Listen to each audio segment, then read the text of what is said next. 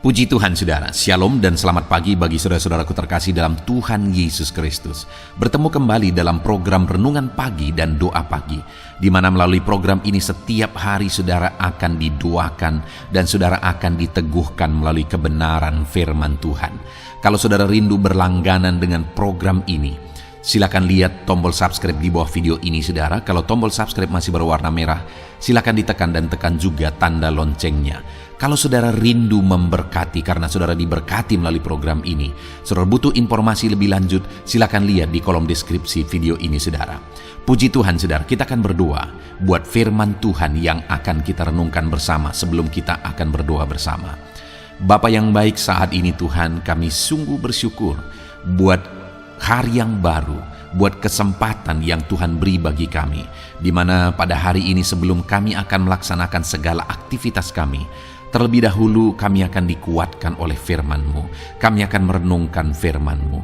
Berfirmanlah ya Tuhan, berkati setiap anak-anak-Mu yang sedang mendengarkan program Renungan Pagi ini. Berkati hidup mereka, hati dan pikiran mereka melalui kebenaran firman-Mu. Kuatkan mereka, teguhkan mereka melalui kebenaran firman-Mu ya Tuhan. Dan Tuhan juga yang mengurapi hamba dalam menyampaikan firman-Mu.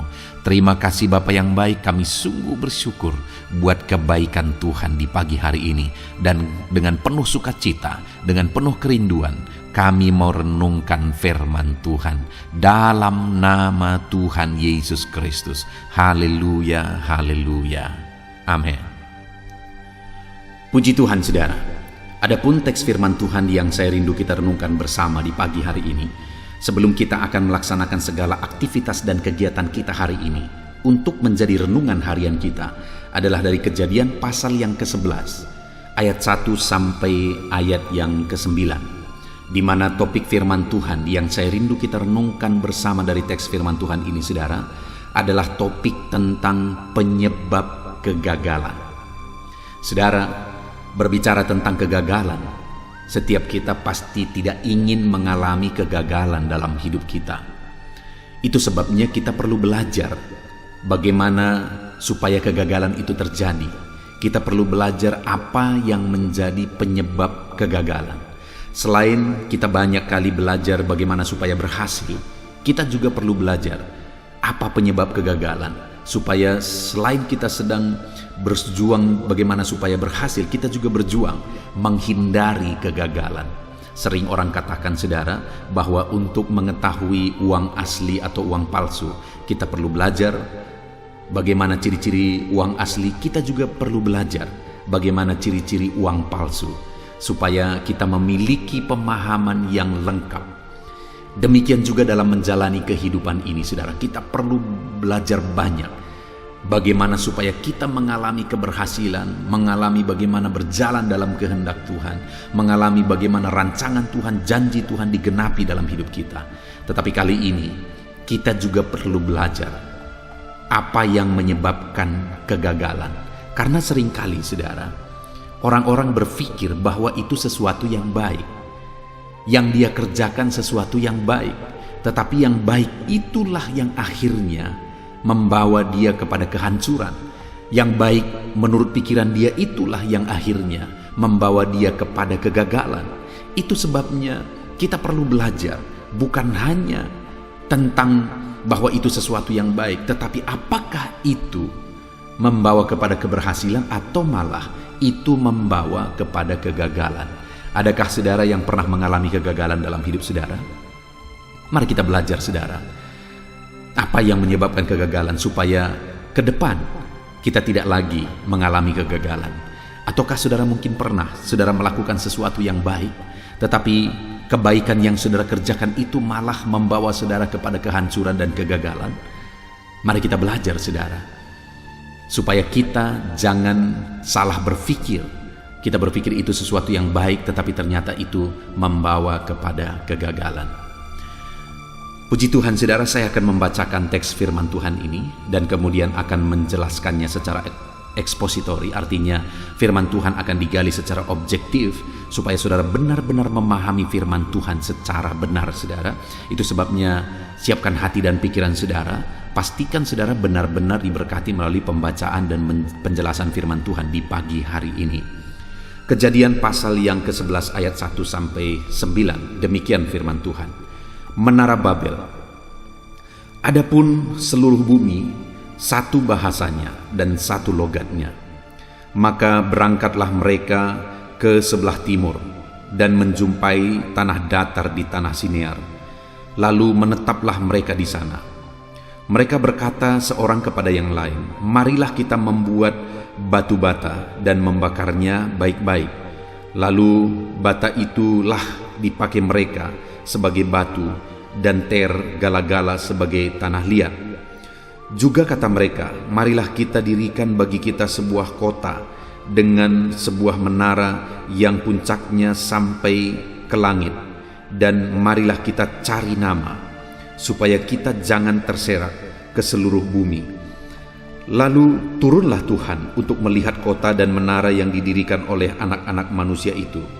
Dan ia berfirman, mereka ini satu bangsa dengan satu bahasa untuk semuanya. Ini baru permulaan usaha mereka. Mulai dari sekarang apapun juga yang mereka rencanakan, tidak ada yang tidak akan dapat terlaksana. Baiklah kita turun dan mengacau balaukan di sana bahasa mereka, sehingga mereka tidak mengerti lagi bahasa masing-masing. Demikianlah mereka diserahkan Tuhan dari situ ke seluruh bumi, dan mereka berhenti mendirikan kota itu. Itulah sebabnya sampai sekarang nama kota itu disebut Babel, karena disitulah dikacau balaukan Tuhan bahasa seluruh bumi, dan dari situlah mereka diserahkan Tuhan ke seluruh bumi. Saudara, kalau kita lihat dunia ini yang terdiri dari begitu banyak bahasa, maka kalau kita pikir kenapa ya bisa terjadi demikian? Begitu banyaknya bahasa. Ternyata awalnya dari sini, saudara. Di mana pada waktu itu awalnya bahasa seluruh bumi sebenarnya hanya satu bahasa dan satu logatnya. Jadi pada waktu itu hanya satu bahasa, hanya satu logatnya. Tetapi karena manusia melakukan kesalahan, sehingga pada akhirnya Tuhan mengacau balaukan bahasa mereka dan menyerahkan mereka ke seluruh bumi. Saudara, di dalam teks firman Tuhan ini kita akan belajar. Kalau kita lihat di sini, maka terjadilah kegagalan. Ada misi mereka, ada visi mereka, ada keinginan mereka, ada tujuan yang mereka mau capai. Tetapi ternyata semua impian-impian mereka tersebut gagal total. Kita akan belajar kenapa mereka gagal. Padahal pada waktu itu, saudara, mereka ada satu bahasa dan satu logatnya. Bayangkan jika satu bahasa, satu logat sedang bekerja sama. Tentu saja semuanya akan bisa berjalan dengan baik. Semuanya bisa bersatu hati dalam bekerja, dan hasilnya pasti akan maksimal dan efektif. Itu seharusnya yang terjadi, saudara, karena mereka semua satu logat, satu bahasa. Bahkan, saudara, Tuhan sendiri mengakui akan hal itu, karena ketika mereka mulai bekerja, mulai berkegiatan, mulai melangkah untuk mewujudkan mimpi mereka, maka apa yang terjadi, saudara? Pada waktu itu ayat 5 dikatakan, lalu turunlah Tuhan untuk melihat kota dan menara yang didirikan oleh anak-anak manusia itu. Dan ia berfirman, mereka ini satu bangsa dan satu bahasa untuk semuanya. Ini baru permulaan usaha mereka. Mulai dari sekarang apapun juga yang mereka rencanakan, tidak ada yang tidak dapat terlaksana. Baiklah kita turun dan mengacau balaukan di sana bahasa mereka, sehingga mereka tidak mengerti lagi bahasa masing-masing. Sampai di ayat 6 ini Tuhan memberi pernyataan, saudara, bahwa mulai dari sekarang apapun yang mereka kerjakan, tidak ada yang tidak terlaksana. Artinya, saudara, bahwa ketika mereka satu bahasa, satu logat, sepaham, sepengertian, semua saling mengerti karena satu bahasa, semua saling memahami karena satu bahasa, satu logat, saudara. Mereka mengerjakan semuanya dengan sehati. Mereka kerjakan semuanya dengan satu pemikiran, satu bahasa, satu pemahaman. Dan Tuhan berkata bahwa mulai dari sekarang apapun yang mereka kerjakan, tidak ada yang tidak akan terlaksana. Artinya, saudara, dengan satu logat, satu bahasa, satu pemahaman itu, apapun bisa dikerjakan. Tidak ada yang mustahil. Sebenarnya ada hal yang sangat positif di sini dari orang-orang yang ada di peristiwa Menara Babel ini, saudara. Di mana bahwa kita bisa belajar, kalau kita punya satu bahasa, satu pemahaman, satu hati, satu pikiran, satu tujuan, satu rencana, maka tidak ada yang mustahil. Baik dalam hidup kita, baik di tengah-tengah pekerjaan kita, di bisnis kita, di tengah keluarga kita, di dalam pekerjaan Tuhan, dan sebagainya dan sebagainya. Kalau di sana kita bekerja tim, bersatu hati, satu pemahaman, satu pikiran, satu tujuan, satu bahasa, maka kita bisa melakukan perkara besar sampai Tuhan mengakui bahwa apapun bisa terjadi. Apapun bisa terjadi. Ini hal positif yang bisa kita ambil, saudara. Ini hal positif yang bisa kita pegang, bahwa dengan bekerja sama, bersatu hati, satu pikiran, satu pemahaman, apapun bisa kita kerjakan. Hanya satu yang bisa menggagalkan. Pada waktu ini, saudara, dalam peristiwa ini, dalam konteks ini, hanya satu yang bisa menggagalkan. Apa itu? Tuhan. Hanya Tuhan yang bisa menggagalkan orang yang bersatu hati, orang yang bersepakat, orang yang melakukan perkara besar bersama-sama dengan kesepahaman. Hanya satu yang bisa menggagalkan, Tuhan.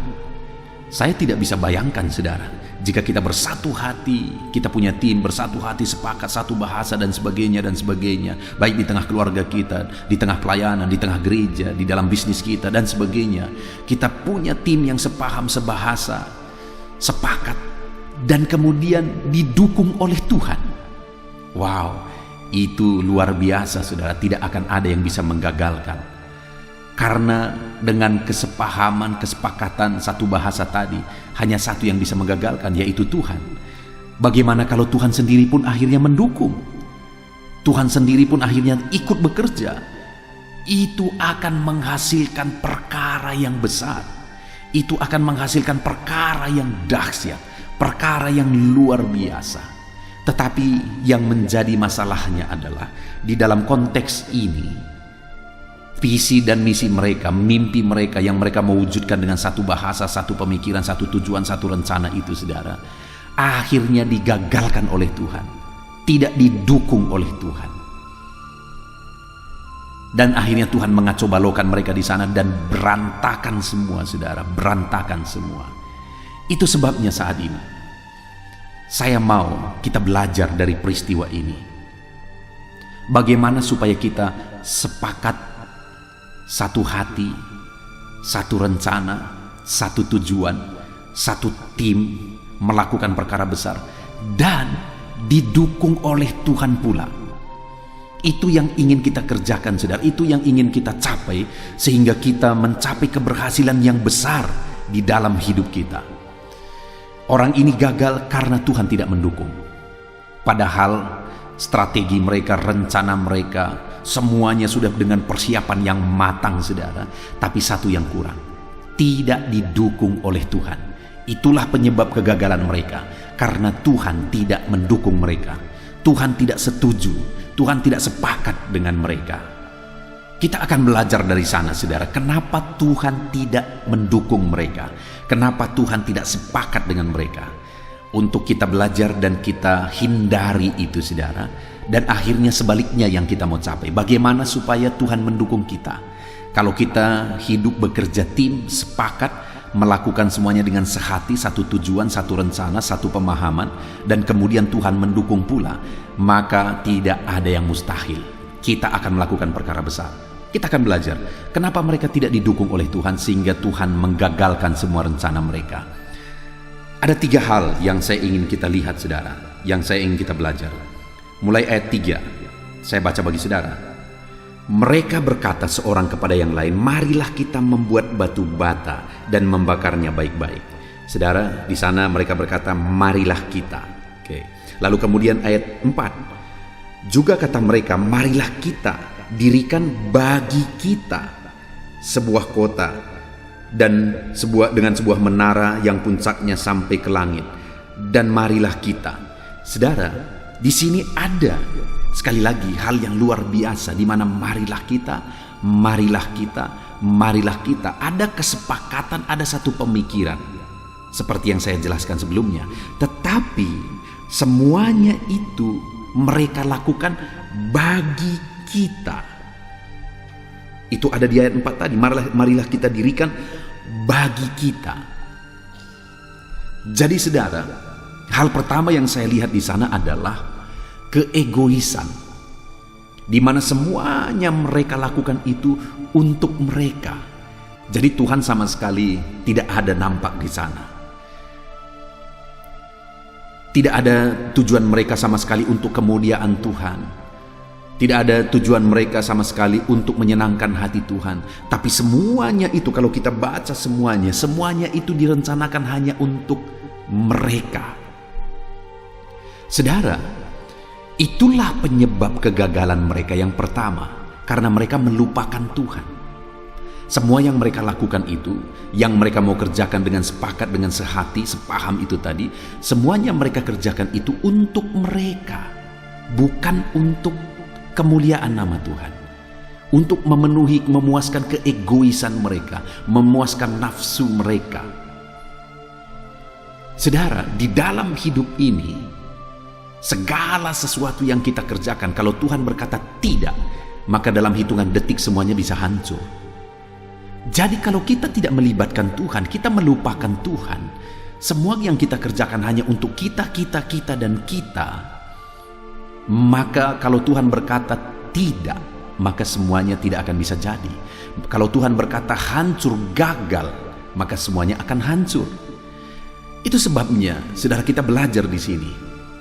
Supaya kita tidak mengalami kegagalan, mari kita berpikir apa dan bagaimana untuk kemuliaan nama Tuhan. Bukan untuk kita, dan kita. Kita bisa melihat di dalam Alkitab, saudara, begitu banyak peristiwa di mana Tuhan menunjukkan bahwa keegoisan itu mengakibatkan kehancuran. Keegoisan itu mengakibatkan kegagalan. Di video sebelumnya saya sudah membahas bagaimana seorang muda di dalam kitab Injil diceritakan, saudara, bahwa ada seorang muda yang berhasil luar biasa, dan kemudian satu kali dia panen berlimpah-limpah, dan kemudian dia berkata, "Hai jiwaku, padamu ada begitu banyak harta." Setelah dia panen, lalu kemudian apa yang akan dia lakukan? Apa yang dia tanya dirinya, apa yang akan dia lakukan? Dan kemudian dia jawab sendiri, "Aku akan memperbesar lumbung-lumbungku dan menyimpan semuanya di sana." Dan setelah itu dia berkata, "Hei jiwaku, tenanglah sekarang, padamu ada begitu banyak persiapan, ada begitu banyak bekal." Tetapi Tuhan berkata, "Malam ini nyawamu diambil, hai orang bodoh. Untuk apa semuanya itu?" Artinya apa, saudara? Kalau yang kita kerjakan, yang kita perjuangkan itu hanya untuk kita, dan kita, dalam hitungan detik Allah bisa hancurkan semuanya. Dalam hitungan detik Allah bisa gagalkan semuanya. Dan memang hidup ini, apapun yang kita perjuangkan seharusnya untuk Tuhan, dan untuk Tuhan, bukan untuk kita dan untuk kita. Hari ini, saudara, adakah saudara yang sedang berjuang dan kemudian saudara berhasil? Tuhan memberkati. Mulai periksa sekarang, saudara, apakah saudara lakukan itu semuanya hanya untuk saudara, untuk aku, dan aku? Ataukah saat ini saudara mulai berpikir, apa yang harus ku beri untuk Tuhan? Apa yang harus ku kerjakan untuk Tuhan? Apa yang harus ku korbankan untuk Tuhan? Apa yang harus ku lakukan untuk kemuliaan nama Tuhan? Untuk menyenangkan hati Tuhan dan sebagainya. Kalau saudara mau terus berhasil, terus Tuhan mengerjakan keberhasilan dalam hidup saudara, mulailah berpikir apa yang harus saudara beri, korbankan, lakukan, perjuangkan untuk kemuliaan nama Tuhan. Jadi yang pertama, saudara, jangan egois, tapi mulai berpikir untuk kemuliaan nama Tuhan. Dan yang kedua, di ayat 4, saudara, masih dikatakan di sana, juga kata mereka, marilah kita dirikan bagi kita sebuah kota dengan sebuah menara yang puncaknya sampai ke langit, dan marilah kita cari nama.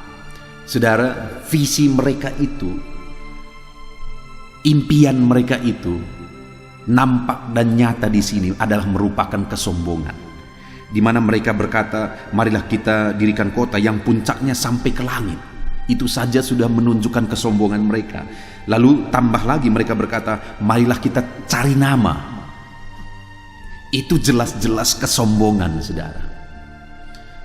Jadi apa yang mereka perjuangkan, apa yang mereka mau capai, itu semuanya hanyalah merupakan kesombongan diri. Mereka mau mendirikan kota yang menaranya puncaknya sampai ke langit. Apa itu kalau bukan kesombongan? Lalu kemudian mereka berkata, marilah kita cari nama. Apa itu kalau bukan kesombongan? Dan itulah yang menjadi penyebab kegagalan mereka yang kedua. Kenapa mereka gagal? Karena sombong. Kenapa mereka gagal? Karena semua yang mereka kerjakan dan perjuangkan itu semata-mata dilatar belakangi oleh kesombongan. Saudara, itu yang seringkali kita harus hati-hati. Di dalam Alkitab kalau kita belajar, saudara, begitu banyak dosa. Tetapi kalau kita lihat, seringkali dosa yang begitu menghancurkan adalah dosa kesombongan. Kita melihat bagaimana iblis dijatuhkan karena kesombongan. Kita melihat juga misalnya bagaimana Saul dan Daud, mereka adalah dua raja Israel yang bisa menjadi contoh bagi kita. Saul pernah melakukan kesalahan, di mana inti dari kesalahannya itu sebenarnya adalah kesombongan. Daud pernah melakukan kesalahannya fatal, saudara. Dia membunuh suami orang, lalu kemudian mengambil istri orang. Itu kesalahan yang fatal. Tetapi yang membedakan keduanya, masa lalu memang tidak bisa diubah. Ada akibat dari masa lalu itu, tetapi ke masa depan masih bisa diubah. Tetapi Saul tidak mengubah masa depannya, Daud mengubah masa depannya. Apa yang membuat mereka bisa mengubah masa depannya? Karena Saul ini ketika ditegur marah. Itu bukti kesombongannya. Memang hal kecil yang dia lakukan, kesalahan sepele yang dia lakukan mungkin, tetapi saat dia melakukan itu, ketika Nabi menegur dia marah, saudara. Tapi Daud ketika ditegur, ketika dia melakukan kesalahan yang fatal itu, dia menyesal, dia bertobat, dia berpuasa, dan sebagainya. Jadi masalahnya apa di sini? Masalah kesombongan itu adalah masalah yang fatal di hadapan Tuhan. Demikian di sini, saudara. Kenapa Tuhan hancurkan mereka? Sombong. Bagaimana dengan saya dan saudara? Jangan sampai hidup kita berantakan, hidup kita hancur. Tuhan biarkan hidup kita hancur oleh karena kesombongan. Jadi saudara, kalau saudara tidak mau gagal, jangan sombong. Kalau saudara mau berhasil, jangan sombong. Kalau saudara tidak mau Tuhan bertindak dan menghancurkan hidup saudara, jangan angkuh, jangan sombong. Belajar merendahkan diri di hadapan Tuhan. Saat ini saudara, mari kita koreksi hidup kita. Apakah saudara sedang ada dalam kerendahan hati atau kesombongan sedang menguasai kehidupan saudara? Mungkin Tuhan mengerjakan keberhasilan dalam hidup saudara dan mulai kesombongan muncul. Mungkin saudara berhasil mencapai apa yang saudara impikan dan mulai kesombongan muncul. Pertanyaannya, saudara mau detik ini hancur dan ke depan tidak mengalami keberhasilan lagi? Atau saudara mau detik ini berhasil dan kemudian ke depan terus berhasil? Tuhan akan terus mengerjakan keberhasilan dalam hidup orang-orang yang merendahkan hati. Semakin merendahkan hati, semakin Tuhan mengalirkan keberhasilan dan berkat-Nya. Jadi yang kedua, kalau saudara tidak mau gagal, tidak mau hancur, jangan sombong. Belajar merendahkan diri. Belajar merendahkan diri. Kemudian yang terakhir, yang menyebabkan mereka gagal, saudara, masih ayat yang keempat. Ketika mereka berkata di kalimat terakhir, supaya kita jangan terserak ke seluruh bumi.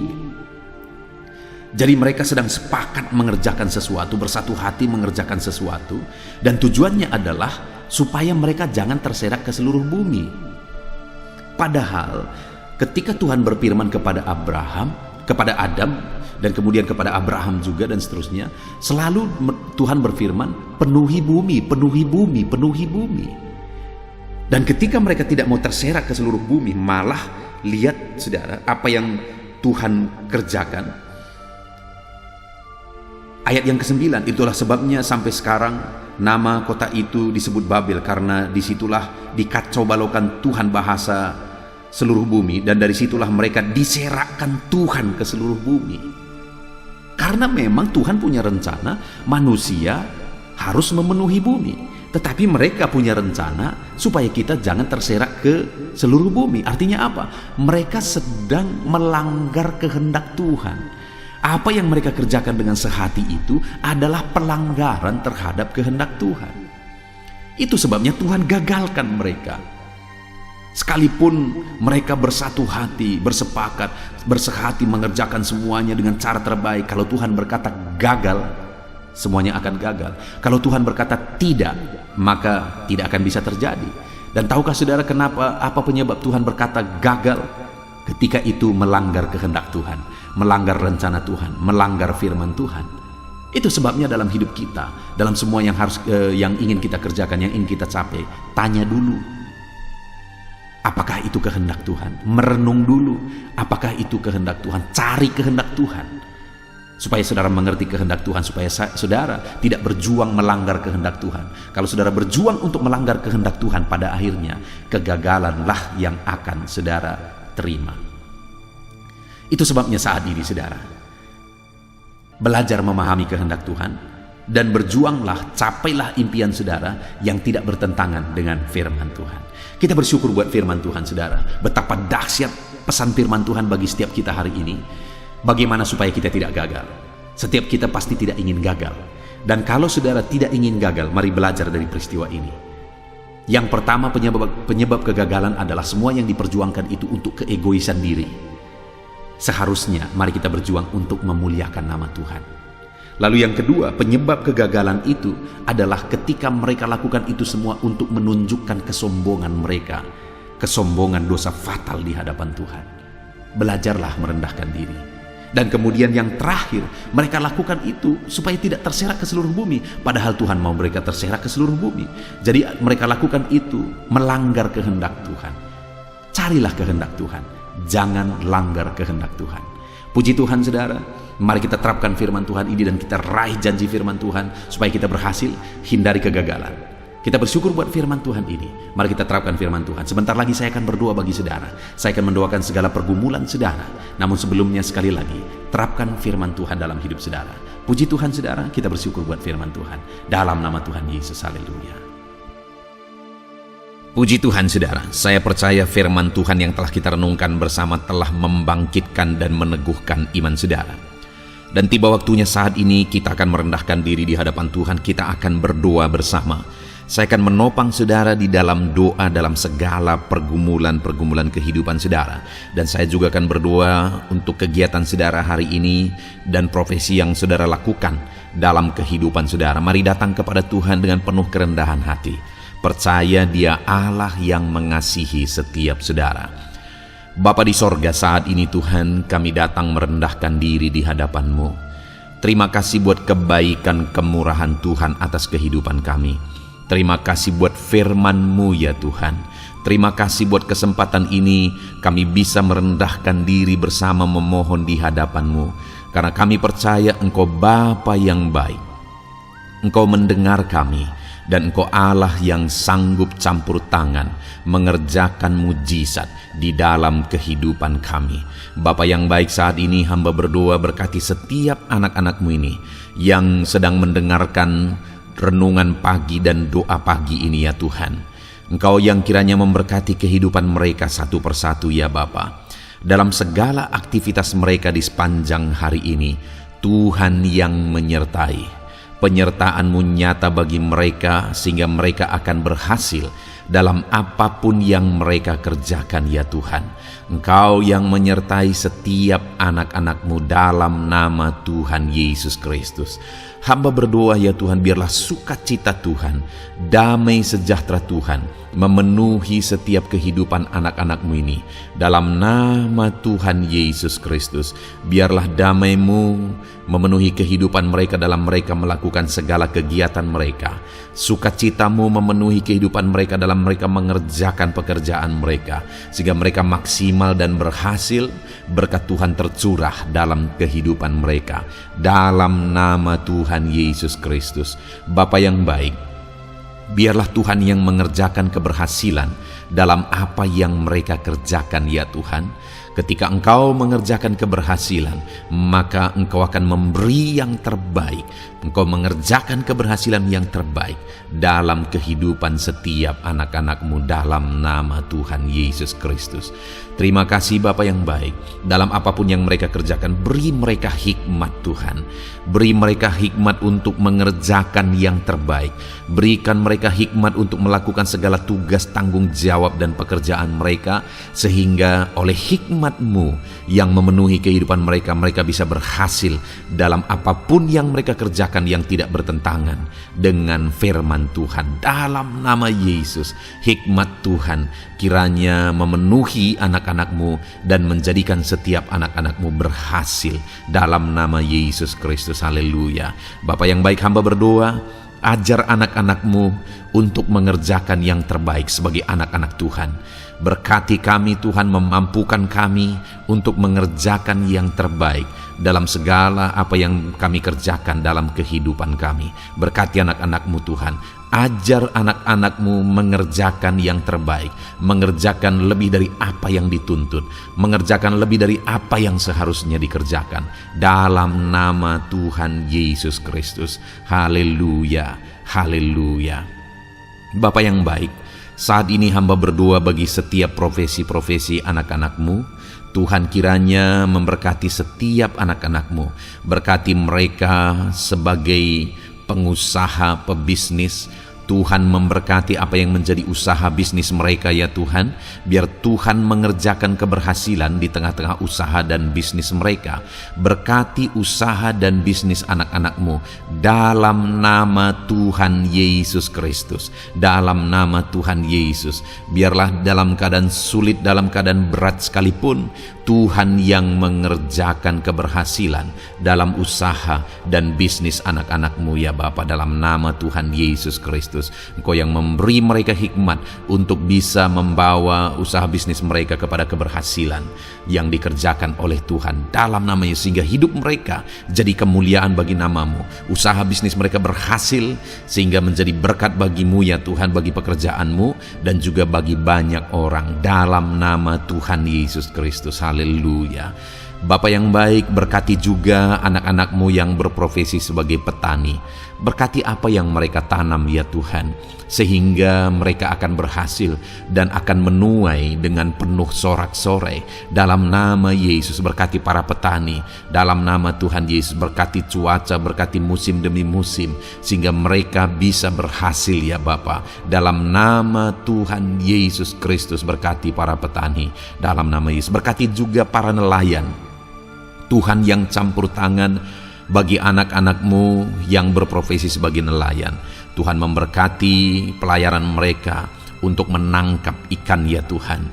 Biarlah mereka bisa berhasil. Tuhan menjaga, melindungi mereka dalam nama Tuhan Yesus Kristus. Dalam nama Tuhan Yesus, berkati semua para nelayan ya Tuhan. Para pedagang juga Tuhan memberkati apa yang mereka perjualbelikan yang tidak bertentangan dengan firman Tuhan. Tuhan kiranya memberkati dalam nama Tuhan Yesus Kristus. Dalam nama Tuhan Yesus, berkati para pedagang dalam nama Tuhan Yesus Kristus. Haleluya, haleluya. Bapa yang baik, berkati juga para buruh. Tuhan campur tangan, berkati kehidupan mereka. Tuhan menjaga, melindungi mereka di dunia kerja mereka ya Tuhan. Tuhan angkat kehidupan dan ekonomi mereka. Tuhan memberkati kehidupan mereka. Berkati, jaga, lindungi anak-anak-Mu yang berprofesi sebagai buruh ya Tuhan. Dalam nama Tuhan Yesus Kristus. Dalam nama Tuhan Yesus. Haleluya. Bapa yang baik, Engkau juga memberkati anak-anak-Mu yang berprofesi sebagai pegawai, karyawan dalam bidang apapun yang mereka kerjakan ya Tuhan. Tuhan kiranya memberkati kehidupan mereka. Berkati apa yang mereka kerjakan. Berkati mereka untuk mereka dipromosikan. Berkati kehidupan mereka, ekonomi mereka berkati dalam nama Tuhan Yesus Kristus. Tuhan yang campur tangan bagi setiap anak-anak-Mu yang berprofesi sebagai karyawan dan pegawai. Berkati para PNS ya Tuhan. Tuhan campur tangan. Berkati kehidupan mereka. Mereka diberkati oleh Tuhan untuk mengabdi bagi bangsa dan negara ini ya Tuhan. Berkati mereka yang berprofesi sebagai PNS dalam bidang apapun mereka. Jadikan anak-anak-Mu ini jadi berkat bagi kemuliaan nama-Mu. Berkati TNI Polri ya Tuhan dalam mereka menjaga keamanan dan kedaulatan bangsa ini. Ajar mereka mengabdi bagi bangsa ini dalam nama Tuhan Yesus Kristus. Dalam nama Yesus, berkati semua anak-anak-Mu yang berprofesi sebagai TNI Polri dalam nama Yesus. Bapa yang baik, kami juga berdoa buat anak-anak-Mu yang berprofesi sebagai tenaga medis, para dokter, para bidan, perawat, semuanya juga Tuhan yang memberkati mereka dalam profesi mereka sebagai medis dalam nama Tuhan Yesus Kristus. Berkati Tuhan, berkati ya Bapa dalam nama Tuhan Yesus Kristus, sehingga kehidupan mereka juga jadi berkat bagi banyak orang-orang yang mereka rawat. Mereka diberkati Tuhan dalam nama Tuhan Yesus. Berkati para dokter, para medis, semuanya Tuhan berkati. Bapa yang baik, bahkan mungkin ada anak-anak-Mu yang saat ini sedang ada dalam kondisi pengangguran, tidak memiliki pekerjaan, padahal mungkin mereka memiliki keluarga yang harus mereka tanggung kebutuhannya. Tuhan, tolong anak-anak-Mu sehingga mereka bisa mendapatkan pekerjaan ya Bapa. Engkau yang membuka pintu bagi anak-anak-Mu untuk mereka bisa mendapatkan pekerjaan dalam nama Tuhan Yesus Kristus.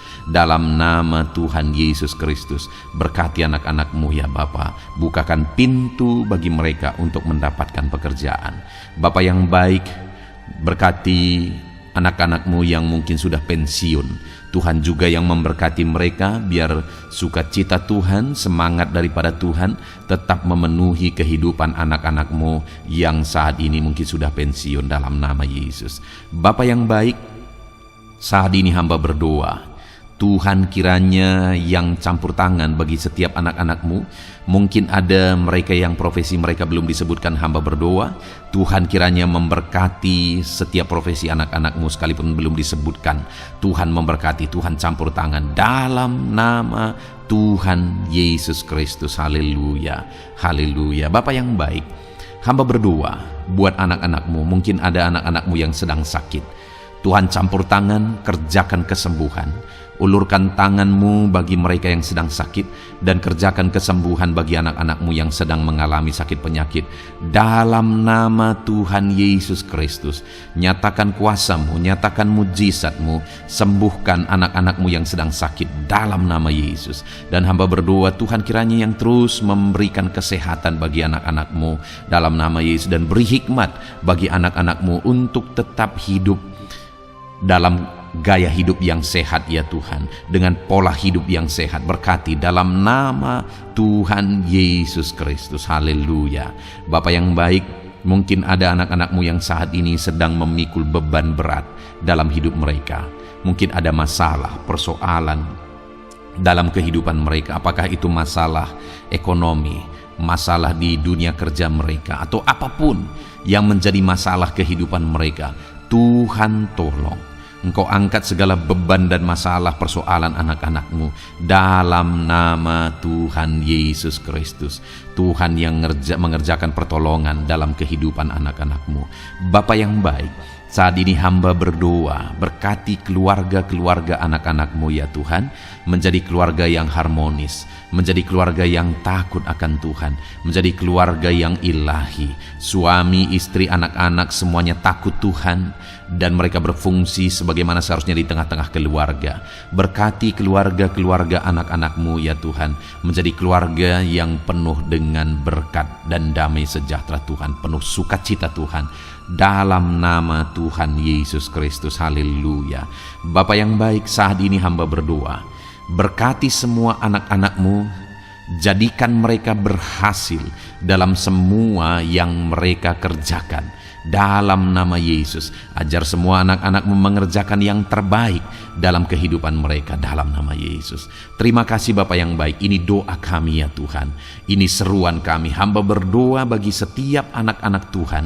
Biarlah kuasa-Mu, mujizat-Mu, berkat-Mu melimpah dalam hidup mereka. Jadikan mereka berhasil.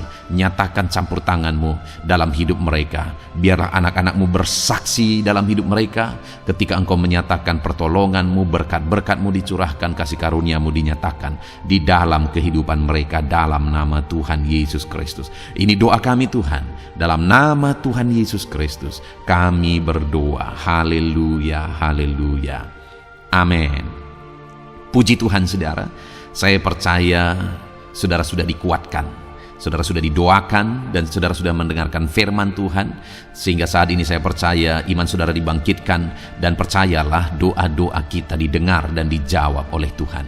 Puji Tuhan saudara, kalau saudara saat ini rindu berlangganan dengan program ini, program Renungan Pagi dan Doa Pagi ini, silakan lihat tombol subscribe di bawah video ini. Kalau tombol subscribe masih berwarna merah, silakan ditekan dan tekan juga tanda loncengnya. Kalau saudara merasa diberkati melalui program Renungan Pagi dan Doa Pagi ini, dan saudara rindu memberkati, saudara butuh informasi lebih lanjut, silakan lihat di kolom deskripsi video ini saudara. Puji Tuhan saudara, mari lakukan yang terbaik dalam kehidupan saudara, dan jadilah saudara anak-anak Tuhan yang berhasil dan diberkati oleh Tuhan. Dalam nama Tuhan Yesus Kristus, haleluya, amin.